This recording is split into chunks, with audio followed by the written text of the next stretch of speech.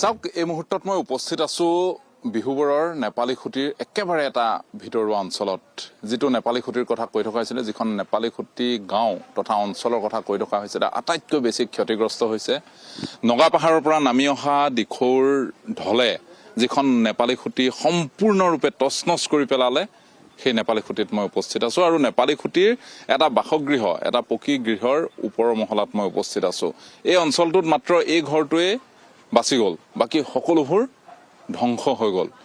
অস্তিত্ব বিচাৰি পাবলৈ নাই সেই ঘৰসমূহৰ মোৰ সতীৰ্থ আলোকে আপোনালোকক দেখুৱাব এইখন যে দেখিছে এইখন নেপালী খুঁটিৰ কাষতে থকা দিখৌ নৈ দিখৌৰ বক্ষ এতিয়া বাম হৈ গৈছে বুলি কোৱা হৈছে এই প্ৰলয়ৰ পিছত সেই নৈখন সিফালৰ পৰা বৈ আহোঁতে এই যিসমূহ আপোনালোকে গছ গছনি বাঁহ কাঠ যিমান জাবৰ জোথৰ দেখিছে সেই সকলোবোৰ নৈখনে নগা পাহাৰৰ পৰা বৈ আনিছিলে এফালৰ পৰা মোহাৰি আনিছিলে আৰু এই নেপালী খুঁটিৰ দিখৌখন এইডোখৰতে বেকা হৈ গৈছে আৰু সেই ঢলটো পোনে পোনে নেপালী খুঁটিৰ মাজেৰে সকলোবোৰ মহতিয়াই লৈ গ'ল সেই ঢলটোৱে এই দিখৌখনৰ দৰে দিখৌ যেনি বৈ গৈছে সেইফালে লৈ নগ'ল এই নেপালী খুঁটি পোনে পোনে আহি নেপালী খুঁটিৰ ওপৰেদি এই অঞ্চলটোৰ ওপৰেদি এয়া লৈ গ'ল আপোনালোকে দেখিছে শুকান গছ পৰি আছে কিছু দূৰত দিখৌৰ পাৰত শুকান গছ পৰি আছে এইটো এটা মন্দিৰটোৰ কাষত শুকান গছ পৰি আছে আপুনি যেনি চাই তেনিয়ে কেৱল ধ্বংস ধ্বংস ধ্বংস আৰু ইয়াৰ পিছত ভাল লগা কথা এইটোৱে যে এতিয়া এই নেপালী খুঁটিৰ অঞ্চললৈ মানুহ আহিছে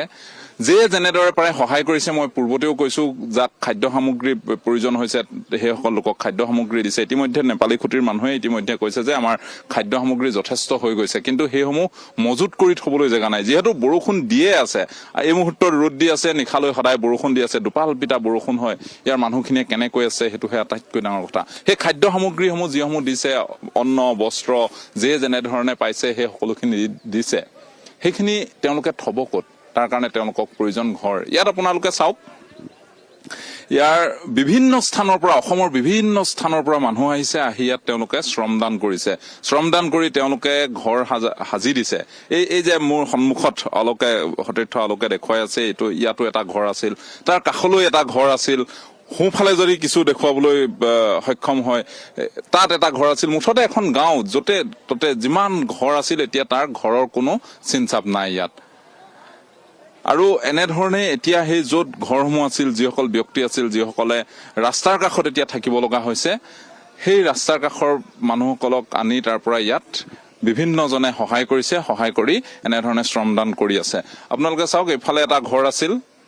ইয়াত সকলো এতিয়া ইয়াত এটা এই ঘৰটো এতিয়া নতুনকৈ নিৰ্মাণ কৰাত সহায় কৰি দিছে বিভিন্নজনে তেওঁলোকে অস্থায়ীভাৱে কৰিছে কোনোৱে টিনপাত দিছে কোনোৱে বাঁহ আনিছে কোনোৱে শ্ৰমদান কৰিছে কোনোবাই আপোনালোকে চাওক এই যিটো ষ্টীল আলমাৰী সেইটো ষ্টীল আলমাৰীটো ইয়াতে পৰি আছিলে তেওঁলোকে চাফ চিকুণ কৰি এতিয়া সেই মানুহ ঘৰক দিবলৈ চেষ্টা কৰিছে ইয়াৰ কাষত এটা গোহালি আছিলে এয়া আটাইতকৈ ডাঙৰ কথা এই অঞ্চলটো হৈছে গাখীৰৰ কাৰণে আটাইতকৈ বিখ্যাত ইয়াত 40-45জনী অষ্ট্ৰেলিয়ান জাৰ্চি গাই আছিলে এঘৰ মানুহত সেই সকলোবোৰ লৈ গ'ল ইয়াত আমি দেখিছো মাত্ৰ 2জনী গাই আছে এতিয়া সেই মানুহ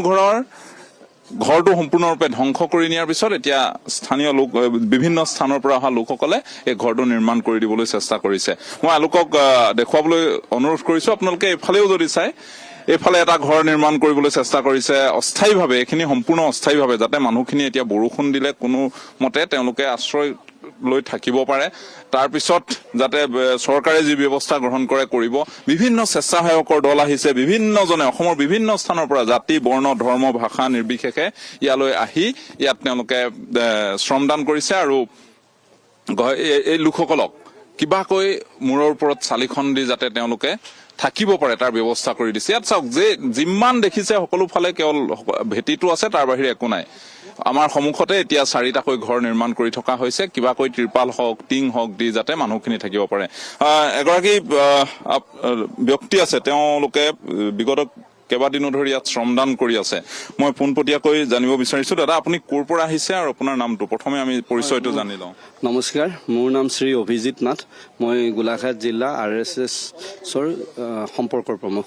আমি গোলাঘাট জিলাৰ পৰা ৰাষ্ট্ৰীয় স্বয়ংসেৱক সংঘ RSS মানে ৰাষ্ট্ৰীয় স্বয়ংসেৱক সংঘৰ সেৱা বিভাগৰ উদ্যোগত 150 গৰাকী স্বয়ংসেৱকে ইয়াতে আজিৰ দিনটোত শ্ৰমদান কাৰ্যসূচী হিচাপে লৈ আহিছোঁ। যোৱাকালিও আমাৰ লখিমপুৰৰ পৰা 14 জনীয়া এটা স্বয়ংসেৱকৰ দল ইয়াত আহি থাকি লৈছেহি। আমি সকলোৱে এই আপোনালোকে ইতিমধ্যে দেখুৱাইছে ইমান বিধ্বস্ত এই অঞ্চলটোৰ ৰাইজৰ দুৰ্গতি দেখুৱাইছে। ইয়াত থাকিবলৈও মানুহৰ কোনোবাই ৰেচন দিছে যদিও ভাতকেইটা বনাই খাবলৈও চালি এখন নাই, পানী অকণ নাই। তো তেওঁলোকে যাতে থাকিব পাৰে তাৰ বাবে অস্থায়ীভাৱে হ'লেও ইয়াত টিঙৰ যোগান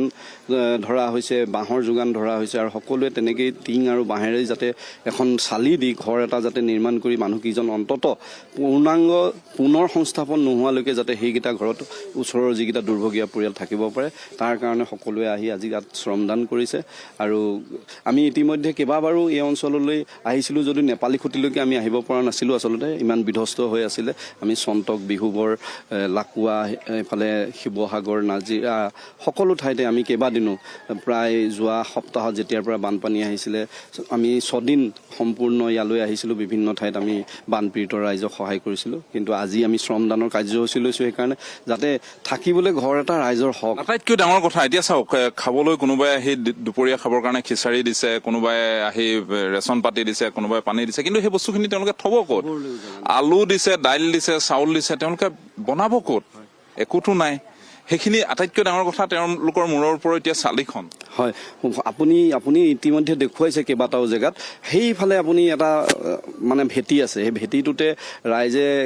আৰু বেলেগৰ ভেটি কেইবাটাও পৰিয়ালে ভেটিটোতে তেওঁলোকৰ নিজৰ ৰেচন কিবা কিবি থৈছে। আমি ভেটিটোতে আকৌ বেৰা দি যাতে চালি এখন দিব পাৰোঁ তাৰ ব্যৱস্থা কৰিছোঁ। তেওঁলোকে সেই ভেটিৰ পৰা প্ৰায় 5টামান পৰিয়ালে তেওঁলোকৰ নিজৰ বস্তু আঁতৰাই দিছে যাতে চালিখন হওক। তো ৰাইজৰ অৱস্থাটো ইমান দুখ লগা দুৰ্গতি হৈছে। আপোনালোকে দেখিছে গৰু ছাগলীকে আদি কৰি বহুতো মানে পশু জীৱ জন্তুৰো ইয়াতে 99% গৰু ছাগলী ইয়াৰ নাই গোধনৰ একদম পশুৰ একদম অৱস্থা নাই। এতিয়াও আপুনি কেলধূপ কৰি আছে। আপোনাৰ কেমেৰাই যদি দেখা পায় সেই ঘৰটোৰ গোহালিত 2জনী গৰু এই আক্ৰান্ত হৈ একদম অৱস্থা বেয়া হৈ আছে। তো ৰাইজে এই অঞ্চলৰ ৰাইজক উদ্ধাৰ কৰক আমি পৰম ঈশ্বৰৰ ওচৰত কামনা কৰিছোঁ যাতে পুনৰ এনেকুৱা এতিয়াও কাৰো জেগাত এনেকুৱা দুৰ্গতি। দাদা এটা কথা ক'ব লাগিব যে মানুহ কিন্তু হৈছে, মানুহে সহায় কৰিছে, উবুৰি খাই পৰিছে। হয়, একদম আপুনি এইটো সঁচা কথাই কৈছে যে অসমৰ ইমূৰৰ পৰা সিমূৰলৈকে কোনেও ৰোৱা নাই। কোনোবা আহি আমিয়ে কেইবাবাৰো আহিছোঁ। একেবাৰে দিন হাজিৰা কৰাজনেও টকা 100, কোনোবাই আপুনি নভবা নিচিন্তা মানুহজনেও 500 টকাৰ কিবা এটা বস্তু আনি ৰাইজৰ হাতত তুলি দিছে যাতে অন্তত আৰ্তজনৰ কাষত তেওঁ যে থিয় দিছে তেওঁ আত্মতৃপ্তি লাভ কৰিছে যে ময়ো আছোঁ, অসমৰ ৰাইজৰ লগত আছোঁ আৰু বিপদৰ সময়ত আমি অসমীয়া মানুহসকল একেলগে জীয়াই থাকিবলৈ আমি চেষ্টা কৰিছোঁ। মানে জাতি, ধৰ্ম, বৰ্ণ, ভাষা নিৰ্বিশেষে মানুহ সকলো জাতি জনগোষ্ঠীৰ সকলো লোকেই মানে অসমৰ প্ৰত্যেকজন লোকেই যে এই অসমৰ এই অৱস্থাটোত যে একেলগে ইজনে সিজনৰ হাত ধৰিবলৈ চেষ্টা কৰিছে। ধন্যবাদ জ্ঞাপন কৰিছোঁ।